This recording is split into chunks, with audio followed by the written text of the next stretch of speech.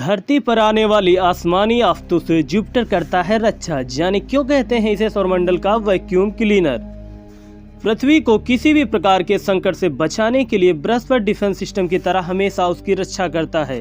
यह एक ऐसा डिफेंस सिस्टम है जो बहुत ज्यादा विकराल है। अगर यह ना होता तो आसमानी आफतें पूरी तरह से धरती को नष्ट कर देती। बृहस्पति जुपिटर सौरमंडल का सबसे बड़ा ग्रह है। इसे सौरमंडल का वैक्यूम क्लीनर भी कहा जाता है।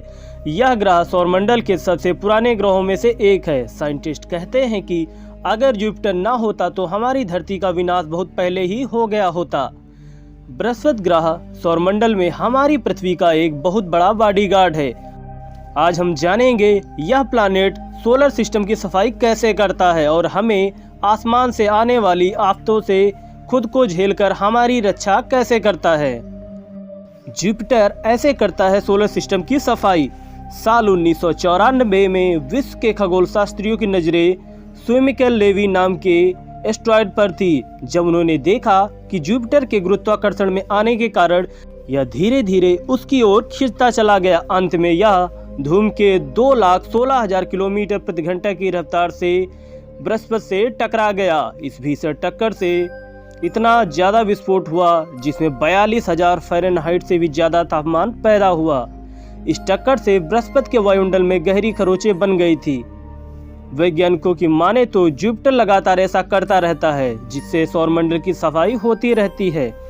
इसलिए इसे सोलर सिस्टम का वैक्यूम क्लीनर भी कहा जाता है। क्यों कहते हैं बृहस्पति को पृथ्वी का सुरक्षा कवच।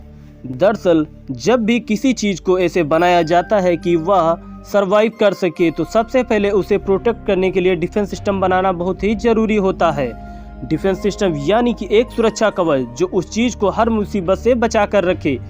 पृथ्वी के लिए सुरक्षा कवच की भूमिका बृहस्पति ग्रह निभाता है। हमें जुपिटर बचाता है हर प्रकार के संकट से। बृहस्पति ग्रह हर पल किसी प्रकार के एस्ट्रॉयड और कॉमेट जैसी चीजों से हमारे पृथ्वी की रक्षा करता है, जिसके कारण आज हमारा ग्रह सरवाइव कर पा रहा है। हालांकि वैज्ञानिकों के पास इसके खास प्रमाण तो नहीं है, लेकिन उनका मानना है कि अगर कोई एस्ट्रॉयड धरती से टकरा गया होता तो आज से तकरीब 6 करोड़ साल पहले धरती पर पाए जाने वाले डायनासोर की तरह हमारा भी अंत हो जाता। करोड़ों वर्षों तक पृथ्वी पर राज करने वाले सबसे बड़े रूलर डायनासोर का अब वजूद मिट चुका है। जुपिटर पूरी तरह से गैस से बना है। इसमें अगर हम कोई मेटल या पत्थर फेंक दे तो ये गैस के मॉलिक्यूल इन पत्थर मेटल्स को भी तोड़कर रख देंगे।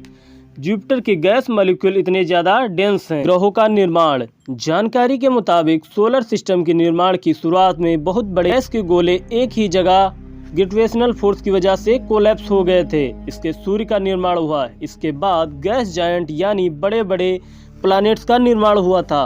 उनमें से सबसे पहले बना था जुपिटर। जुपिटर का निर्माण हुआ तो उसमें 90% हाइड्रोजन था, 10% हीलियम और आज भी इसमें ऐसा ही कंपोजिशन है। यह ग्रह इतना बड़ा है कि इसमें लगभग 1300 पृथ्वियां समा सकती हैं। सौरमंडल का स्ट्रक्चर। हमारे सौरमंडल में सूर्य से क्रम में सबसे पहले बुध, फिर शुक्र और आती है पृथ्वी। इसके बाद मंगल और फिर एस्ट्रॉयड बेल्ट आते हैं। इसके बाद बड़े बड़े गैस जायंट ग्रह जैसे बृहस्पति, यूरेनस, उसके बाद नेपच्यून और प्लूटो आते हैं। उसके बाद से कुइपर बेल्ट शुरू हो जाता है। इस कुइपर बेल्ट से कभी कभी कुछ एस्ट्रॉयड और कॉमेट रास्ता भटक कर सोलर सिस्टम के ग्रहों की तरफ बढ़ने लगते हैं। जब ये चट्टान ग्रहों की तरफ बढ़ते हैं तो उनसे टकराते हैं और वहां बहुत भारी तबाही लाते हैं। अच्छी बात यह है कि जब ये चट्टान पृथ्वी, मंगल या शुक्र की तरफ बढ़ते हैं तो पहले इन्हें गैस जायंट ग्रहों से होकर गुजरना पड़ता है। बृहस्पति ग्रह की गुरुत्वाकर्षण शक्ति है बहुत ही ज्यादा। जब ये इसके पास आते हैं तो इसकी ग्रेविटेशनल फोर्स के कारण जुपिटर में ही आकर समा जाते हैं। इस तरह यह ग्रह भटकी हुई आसमानी आफतों से हमारी पृथ्वी को बचा लेता है। अगर कभी ये चट्टान जुपिटर के दायरे में ना आकर सीधे पृथ्वी की तरफ आ जाएं तो यह पृथ्वी पर तबाही ला देंगे। ठीक उसी तरह जैसे करोड़ साल पहले पृथ्वी पर एस्ट्रॉयड के टकराने की वजह से डायनासोर का अस्तित्व ही मिट गया था। बड़े बड़े चट्टानों को पृथ्वी से टकराने से पहले जुपिटर से सामना करना पड़ता है। इस वजह से ही कहलाता है जुपिटर हमारा पृथ्वी का बॉडीगार्ड।